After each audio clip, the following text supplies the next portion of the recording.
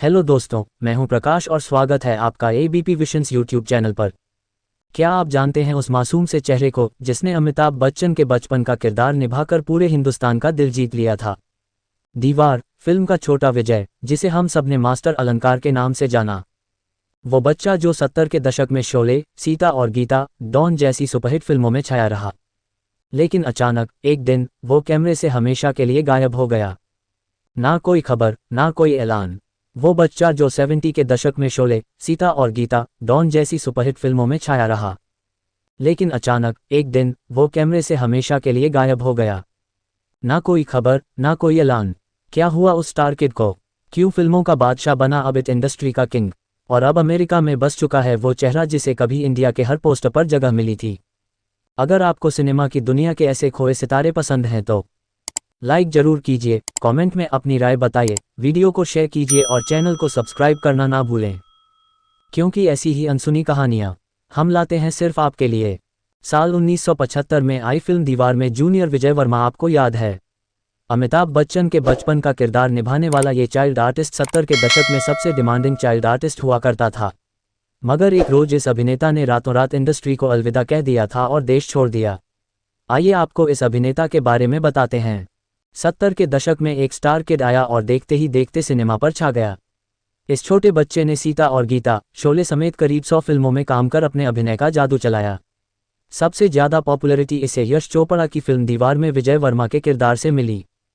हम बात कर रहे हैं दीवार में जूनियर अमिताभ बच्चन का किरदार निभाने वाले अलंकार जोशी का, जिन्हें मास्टर अलंकार के नाम से भी जाना जाता है। अलंकार जोशी 70 और 80 के दशक में सबसे डिमांडिंग चाइल्ड आर्टिस्ट में से एक हुआ करते थे। उन्होंने शोले में दीपक, सीता और गीता में हेमा मालिनी की चाची के बेटे का किरदार निभाया था।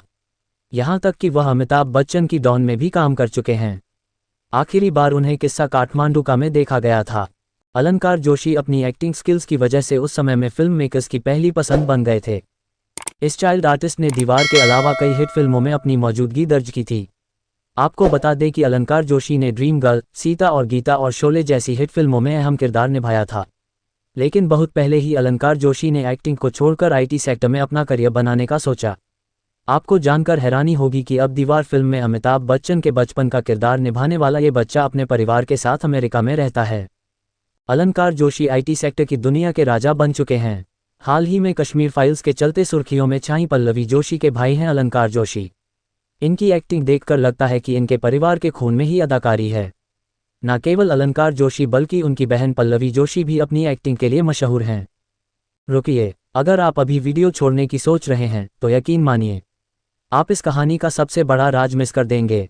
एक ऐसा मोड़ आने वाला है जो आपको हैरान कर देगा और यहीं से शुरू होती है उस स्टार की असली जर्नी।